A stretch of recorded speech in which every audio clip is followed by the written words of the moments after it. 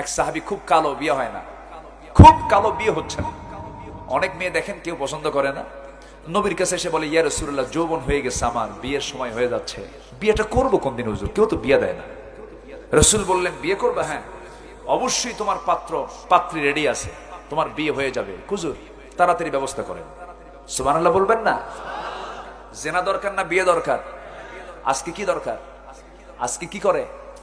এজন্য বিয়ের দরকার নাই, কে বিয়ে ছাড়াই তো চলে, জোরে কোন নাউজুবিল্লাহ। কুত্তার শুয়ার হতে, কুকুর আর শুকুর থাকতে চায়, এরকম কিছু যুবক আছে না নাই? কুকুর শুকুরের কোনো বিয়ে আছে? কিন্তু মানুষের বিয়ের দরকার আছে না নাই? বিয়ে যে সমাজে থাকবে না, সেই সমাজে কি বলে এইচআইভি আসবে, গনোরিয়া আসবে, সিফিলিস আসবে, নানা রোগ তৈরি হবে। জেনা যে সমাজে বেড়ে যাবে, সেই সমাজে সকল রোগ তৈরি করে দিবেন কে? আল্লাহ তাআলা। বিয়ে করো যুবক। কালো সাহাবী এসে বলছে, ইয়া রাসূলুল্লাহ, হ্যাঁ হ্যাঁ, দেখেন একজন কয় বাপ মাই দেয় না, কইছে একজন কইছে বাপ মাই দেয় না। এটাও তো দোষ, বাপ মারও দোষ আছে না নাই বলেন তো? আছে না নাই? অনেক শিক্ষিত পরিবার, প্রচুর সম্পত্তির মালিক, টাকা পয়সার অভাব নাই, ছেলেকে বিয়ে দেয় না, বলে না ছেলে আগে প্রতিষ্ঠিত হোক, বিয়ে কইরে প্রতিষ্ঠিত হবে, ঠিক কিনা? যৌবন ঠিক রাখতে হবে তো।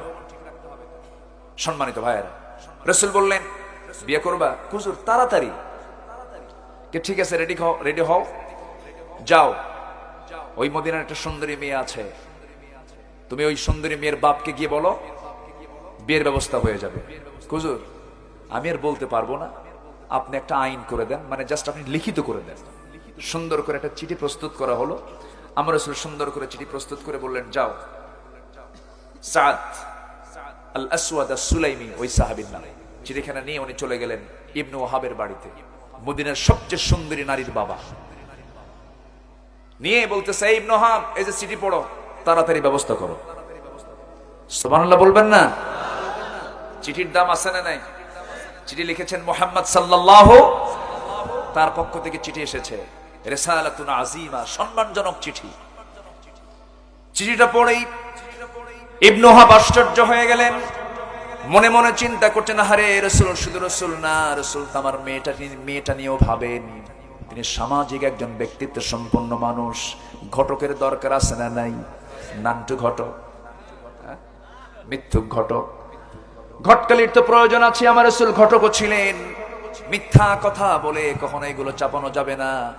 ছেলে তো বিয়ের জন্য এক পায়ে খাড়া, মানে ঠ্যাং নাই, আছে না এরকম? আছে না? মিথ্যা কথাগুলো বলে বলে অনেক কিছু মিথ্যাচার করে বিয়ের ব্যবস্থা করা হয়, এটা করা উচিত না, সব ওপেন করে দেওয়া উচিত। আমার নবীর চিঠি পাওয়া মাত্রই সাহাবী দারুণ খুশি হয়ে বললেন, ও সাহাবী, আমার কোনো আপত্তি না, আমি মেয়ের বাপ রাজি আছি, কিন্তু তোমার সৌন্দর্য আর আমার মেয়ের সৌন্দর্য সম্পূর্ণ বাহ্যিকভাবে উল্টা, তুমি কালো, আমার মেয়েটা ফর্সা। আমার মেয়ে যদি পছন্দ না করে, আমার কিছু করার থাকবে না। মেয়েদের এই ক্ষেত্রে স্বাধীনতা আছে না নাই? আচ্ছা, বাপ জোর করে বিয়ে দিতে পারবে না, আবার মেয়ে একাও বিয়ে কোথাও বসতে পারবে না, এই ক্ষেত্রে সবার পরামর্শের প্রয়োজন আছে না নাই? ইজাব কবুলের দরকার আছে না নাই? ওলির দরকার আছে না নাই? আছে। আমার ভাইয়েরা, আমার বন্ধুগণ, আমার রাসূল যখন এই কথা বলে দিলেন, সাহাবী চিঠিখানা পেয়ে দারুণ আশ্চর্য হয়ে রাজি হয়ে গেলেন, কিন্তু বললেন, আমার মেয়েটাকে আগে বলি দেখি, আমার মেয়েটা কি বলে। মেয়ের কাছে গিয়ে যখন বলতেছেন, মা, নবীজি প্রস্তাব দিয়েছেন, কিন্তু ছেলেটা কালো।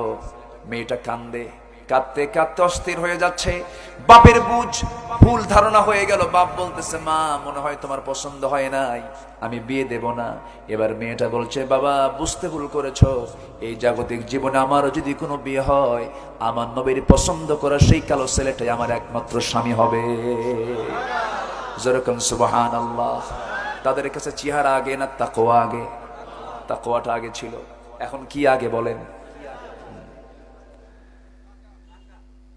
এখন টাকা। যাক, আরেকটা জিনিস প্লাস হয়েছে। আমার ভাইয়েরা, আচ্ছা, এগুলো কথা কি বলার দরকার আছে না? আমার মায়েরা একটু কান লাগান, বিয়েটা হয়ে যাবে, মেয়েটাও রাজি, বাপও রাজি।